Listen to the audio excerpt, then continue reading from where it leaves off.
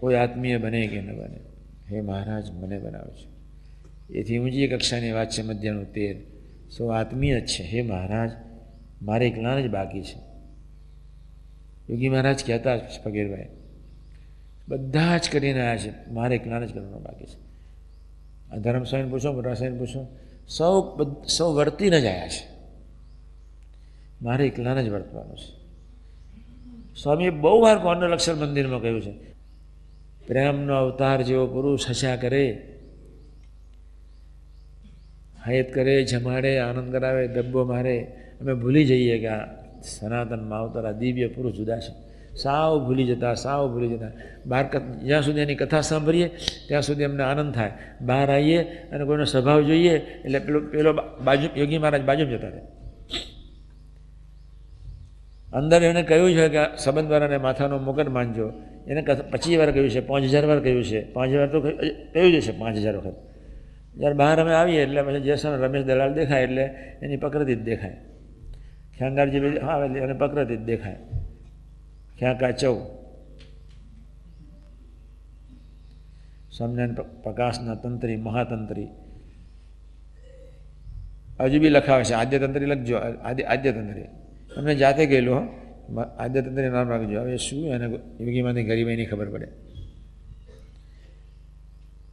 અક્ષર બ્રહ્મ છુપાવવા જ્યારે પ્રયત્ન કરે ત્યારે આપણે આપણી જાતને ક્યાં અક્ષર બ્રહ્મને ક્યાં તમે, ક્યાં આકાશ પાતાળનો ફેર, શું કલ્પના કરી શકીશું પુરુષોત્તમ નારાયણના સગુણ અને નિર્ગુણ ઐશ્વર્યનું શું કલ્પના કરીશું. અક્ષરધામને પણ સ્વરાર્થકો મુક્ત સહિત 1 સેકન્ડના લાખમાં ભાગમાં લીન કરી શકું એ મારું સગુણ ઐશ્વર્ય છે. એ મહારાજની શું કલ્પના કરવાના છે. એના માટે કોઈ શાસ્ત્રો નથી, એના માટે કોઈ શબ્દો નથી, એના માટે કોઈ વર્ણન નથી. પુરુષોત્તમ નારાયણ માટે એક જ શબ્દ અક્ષરાધિપતિ, બસ. આપણે એનું ભજન કરીએ છીએ, એનું એટલું ભાન નથી. તો જેટલો મનમાં વિશ્વાસ એટલો આમાં અવિશ્વાસ. કોઈ ભાન નહીં. ગાડાઓની મંજારમાં જાણે આલા બેઠા હોય એવા લાગે ઘણી વાર.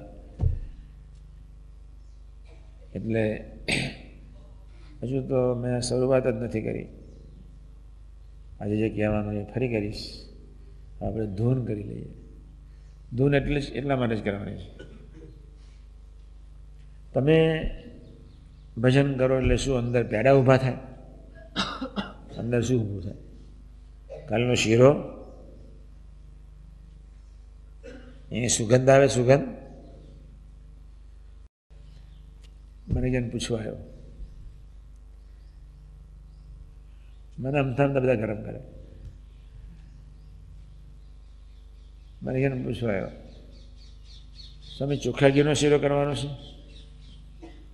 પછી બળધ્યાન કર્યો. મૂકવા 23મી જાન્યુઆરી છે, ખબર છે? હવે તો બે મારી જ ના દીધી.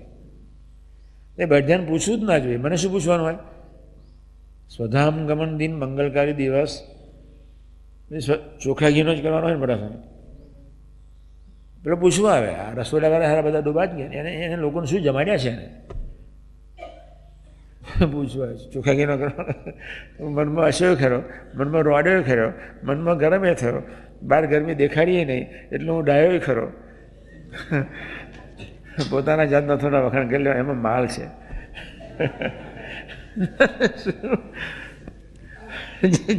આ તો બધા શીરો તો ખાતો છે જ.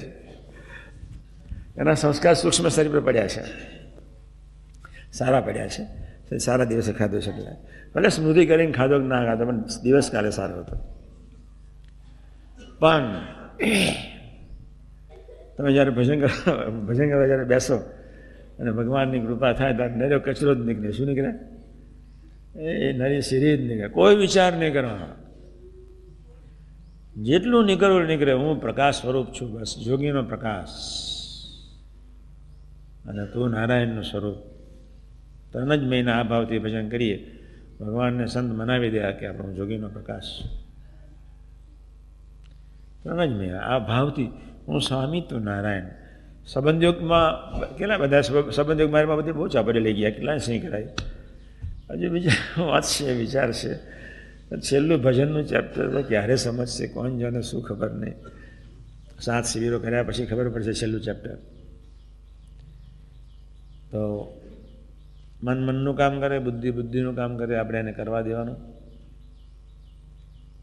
એટલે ભગવાન સ્વામિનારાયણ મધ્યના 62માં ઉચ્ચ સ્વરે કરીને ભજન કરવું, ઉચ્ચ સ્વરે કરીને.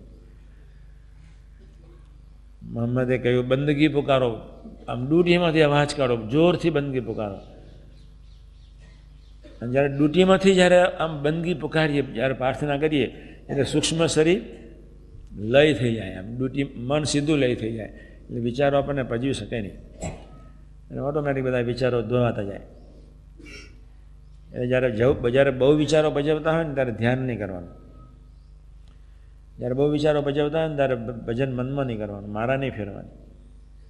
ઉચ્ચ સ્વરે કરીને જય સ્વામિનારાયણ સ્વામિનારાયણ સ્વામિનારાયણ, જેટલી તાકાત, ભૂખ લાગે ત્યાં સુધી જોરથી બોલવું. પછી જઈને તરત જ હરિપ્રકાશ કહી દો મને ભૂખ લાગી, લાવવાનું ફાર્માકી ડેરીએ જવું છે, તરત જ આપી દેશે તમને બને માલ બાલ પડ્યો છે જે હોય તે. ભૂખ લાગે એટલા જોરથી ભજન કરવાની જરૂર છે. અથવા તમારી તાકાત હોવી જોઈએ સ્વામીની વાતમાં વિશ્વાસ રાખવાનો કે મારે મનને કોઈ સંબંધ નથી. પ્રથમના સ્વરમાં કેટલી વખત સમજાયું, ઇન્દ્રિયોને સંબંધ નથી, મનને સંબંધ નથી, બુદ્ધિને સંબંધ નથી, અંતઃકરણને સંબંધ નથી. આત્મા શુદ્ધ છે. મોસ્ટ ઇમ્પોર્ટન્ટ વાત કરું છું, સમજો બરોબર. બધા કાન ઉગાડા રાખો, ખૂબ અગત્યની વાત કરું છું. ભગવાન સ્વામિનારાયણે પ્રથમના સ્વરમાં કહ્યું આત્મામાં સત્ય, આત્મા સત્ય છે, શુદ્ધ છે, પવિત્ર છે. આપણો આત્મા ઓરિજિનલ આત્માનો સ્વભાવ છે પવિત્રતા, જે મહાવીર અને બુદ્ધે અનુભવ કર્યો, મોહમ્મદે અને નાનકે અનુભવ કર્યો. અક્ષરબ્રહ્મ નહીં થયો.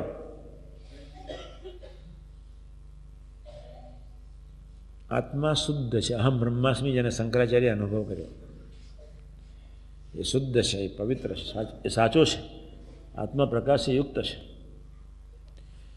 એથી આનંદ ઘણું શુદ્ધ છે અક્ષર બ્રહ્મ. સમજો વાત. આત્માની શુદ્ધ, આત્મા તો સ્વયં શુદ્ધ છે જ, સાથે ત્યાં આત્મા પ્રકાશે યુક્ત છે. એથી અનંત ઘણું શુદ્ધ છે અક્ષર બ્રહ્મ, ચિદાકાશ.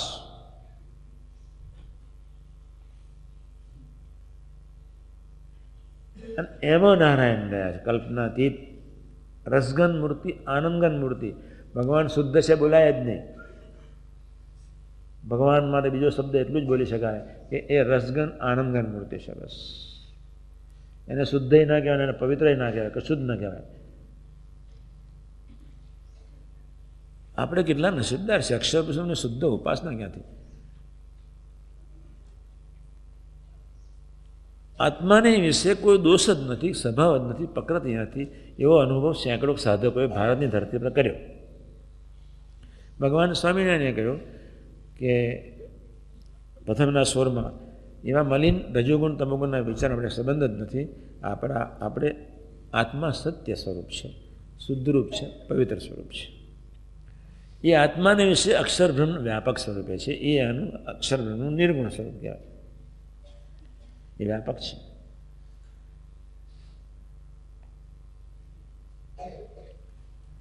એ અક્ષરબ્રહ્મમાં આપણે છીએ.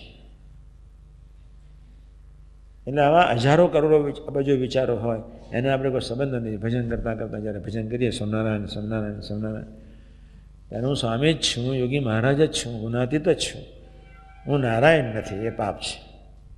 નારાયણ ધરતી પર કોઈ થયો નથી, થશે નહીં. પણ પોતાની જાતને ગુણાતીત તો માનવું જ. ગુણાતીત છે કેવું સરસ વર્તી ગયા, યોગી મહારાજ કેવું સરસ વર્તી ગયા. તે હું છું એવા ભાવથી ભજન કરવાનું છે. હું જ છું પણ. એટલી બધી શુદ્ધ સર્વોપરી આ વાત છે. પ્રથમ સોર સ્વામીએ કહ્યું ગુણ ગાવાથી જીવ ભ્રમરૂપ થઈ જાય. ગુણ ગાવા એ સત છે, બાકી બધું અસત્ય છે. ચિન્મય સ્વામી મને સરસ પ્રશ્ન પૂછ્યો છે, હું ગમે ત્યારે વાતો કરીશ. પણ એમાં 4 પ્રકારનો વિવેક દેખાડ્યો. ગુણ જ લો, ગુણ જ લો, ગુણ જ લો. ક્યારેય કોઈનો અભાવ ગુણ લેવો જ નહીં. યોગી મહારાજ કહેતા બધા જ કરીને આવ્યા છે, મારે એકલાને જ બાકી છે, બધા જ કરીને આવ્યા છે, મારે એકલાને જ બાકી છે. સ્વામીએ ફકીરભાઈ આનંદ રીતે સમજાવવા પ્રયત્ન કર્યો. કમનસીબ અમારા સૌની એ સાધુએ એનો આત્મા તો સારું થયું, 2-4 જણા કંઈક સમજ્યા. કાકાજી, પપ્પાજી, મહંત સ્વામીજી, હું ખરેખર કહું છું, કરોડો દાદુબેન, કરોડો મહંત સ્વામી યોગીમાના રૂવાડામાં ના આવે. અમારા જેવા તો અનંતના રૂવાડામાં ના આવે. એવું ભવ્યાતીત ભવ્ય સ્વરૂપ, જેનું ખાલી એક દર્શન નિમિષ માત્ર આ ધરતીના પટરાંગણ તો હોય નહીં પહેલું, કારણ એક નિમિષ માત્રના દર્શનથી તમારા કરોડો જન્મના પાપના થરના ઓગળી જાય. એક સેકન્ડના લાખના ભાગમાં સૃષ્ટિને ચિન્મય બનાવી શકે એવી એની પ્રચંડ શક્તિ ધરાવનાર સાધુ.